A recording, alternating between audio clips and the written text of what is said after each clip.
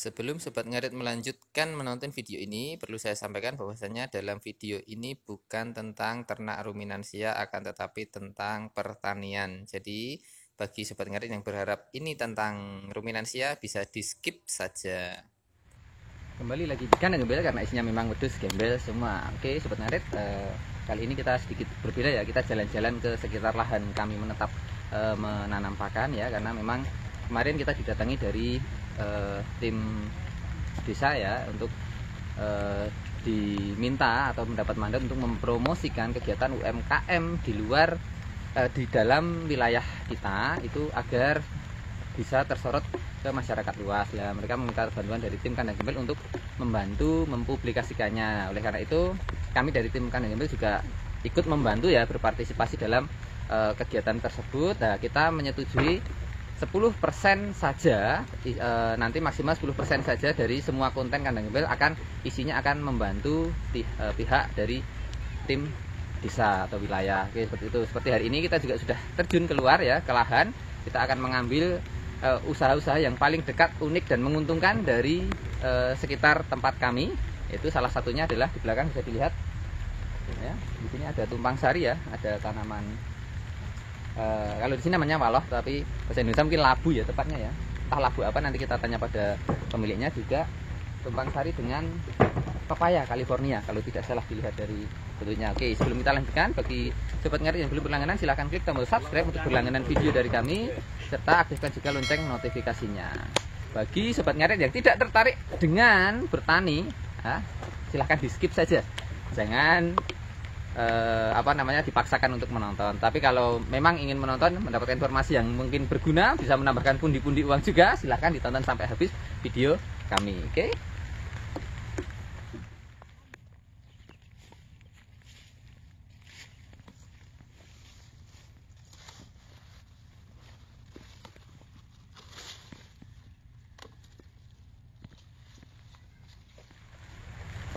Ya, labu memang sering ditanam oleh banyak petani di desa ya, terutama ya. Biasanya digunakan untuk pada musim-musim tertentu ya, seperti bulan Ramadan ya, untuk berbuka, untuk takjil, itu yang paling umum. Tapi di belakang sini ada tanaman labu yang sebenarnya tidak hanya satu lokasi. Di dekat lahan kami pun berdampingan langsung dengan lahan kami juga ditanam oleh bapak yang sama.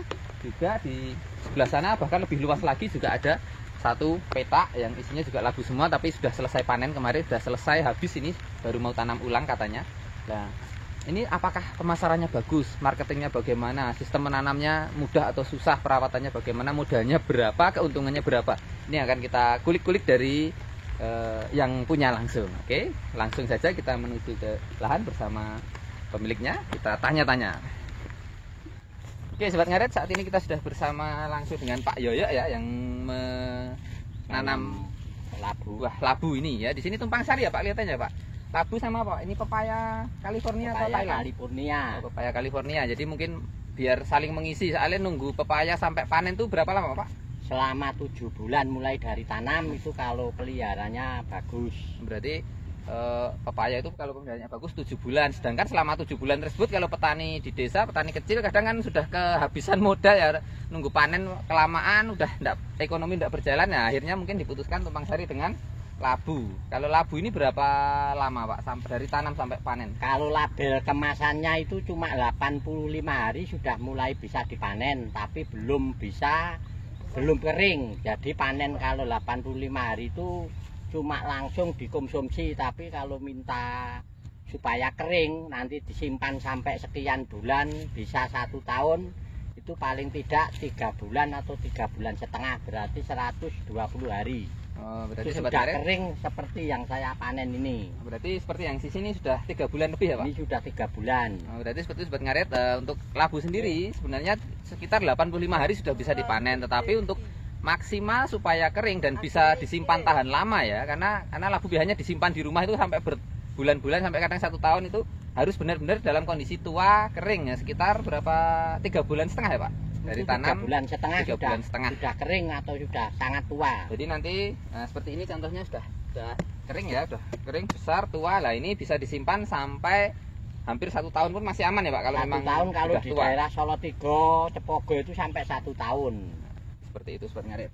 Oke Pak, sebelum menanam buah labu ini sebelumnya tanam apa Pak? Kenapa sekarang memutuskan tanam buah labu? Tanam seperti jagung, seperti kedelai, seperti kacang tanah, tapi semuanya karena sekarang dengan generasi pemuda itu sudah tidak mau kerja petani, itu kesulitan dengan adanya tenaga.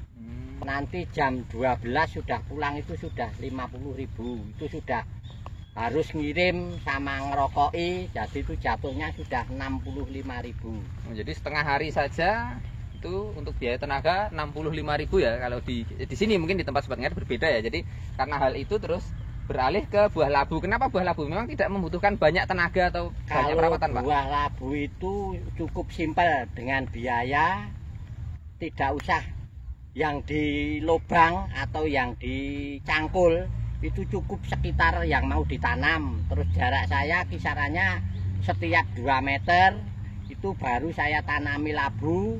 Terus dengan bedengan, lebarnya bedengan 6 meter. Jadi kalau tanah yang saya tanam ini cuma 700 meter persegi. Dengan 700 meter itu cuma benih satu kepek yang besar itu harganya plastik satu wadah kecil ya satu Pak? kemasan. Satu kemasan itu harganya 50. Kalau ambil 10 itu cuma 500, 10 kemasan.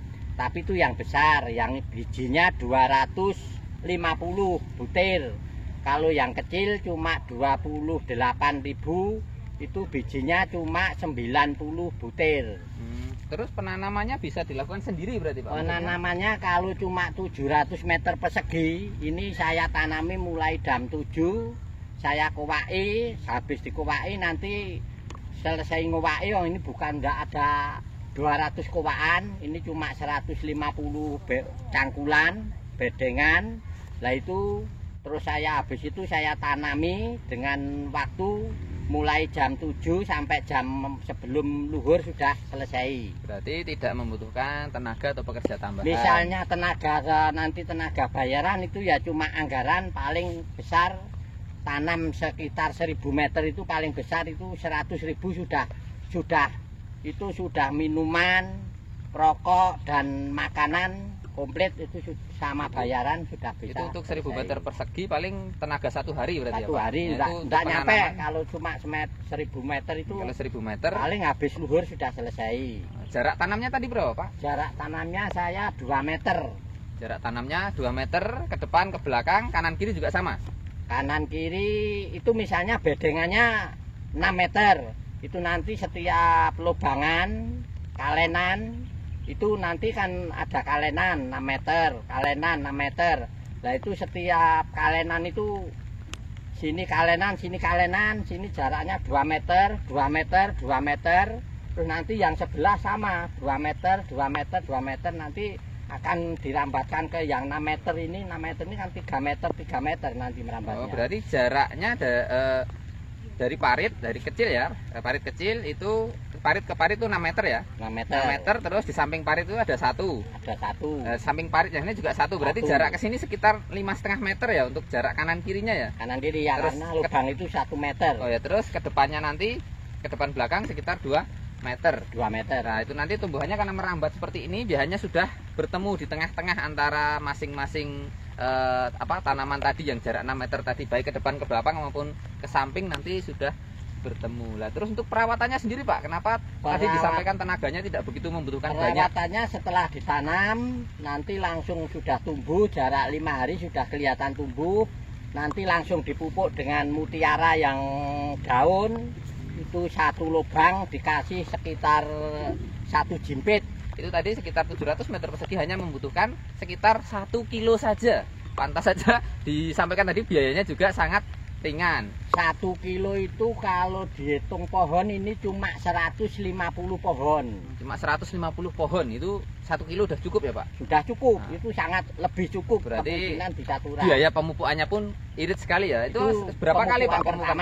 Pemupukannya setelah itu nanti selang 3 hari sampai 1 minggu itu sudah kelihatan keluar daunnya paling tidak 4 sampai 5.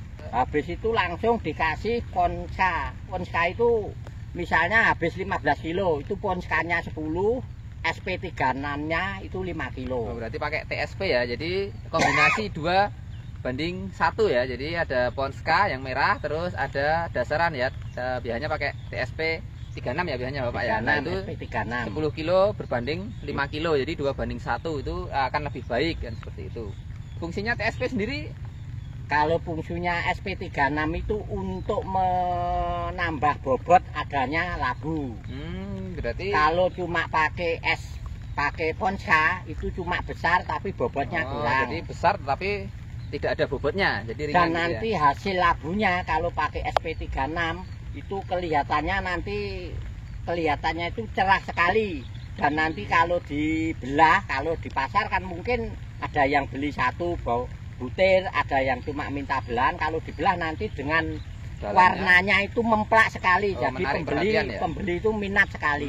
Jadi kalau pakai SP36 selain berat juga ketika dibelah warnanya itu cerah, jadi menarik perhatian. Seperti itu pengalaman yang sudah dialami oleh Bapak Yoyo. Dan ini hari ini saya sudah manen yang 150 batang ini saya hitung ini ada sekitar 300 butir.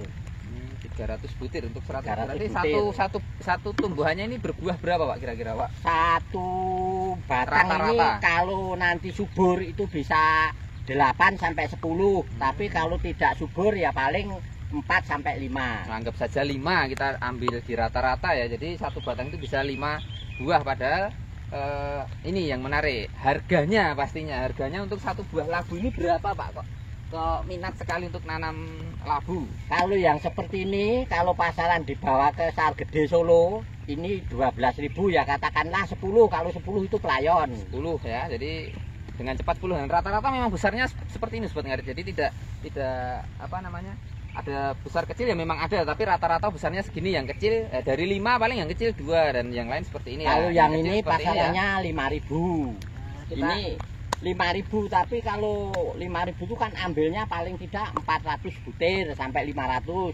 Tapi kalau cuma yang mengambil katakanlah 15, 20 atau 25 saya setorkan sendiri itu dengan ini di harga 8.000. Oh, jadi kalau kita kirim ke sana itu harganya juga beda lagi, beda dengan diambil ke sini ya. Terus ada teknik pemanenan Pak, apakah cuma sekali panen atau nanti berkali-kali atau bertahap atau gimana untuk Kalau tanaman labu memang sendiri? itu khusus tanaman labu itu bisa dipanen 2 kali. Setelah ini panen juga ini ada yang masih masih kecil ya, masih hijau. ada ya, masih hijau ya. Juga Dilihat ada. ini ada beberapa yang Nanti masih hijau. Poinnya batangnya atau pohonnya. Kalau pohonnya daun itu masih hijau, itu pasti masih berbuah lagi.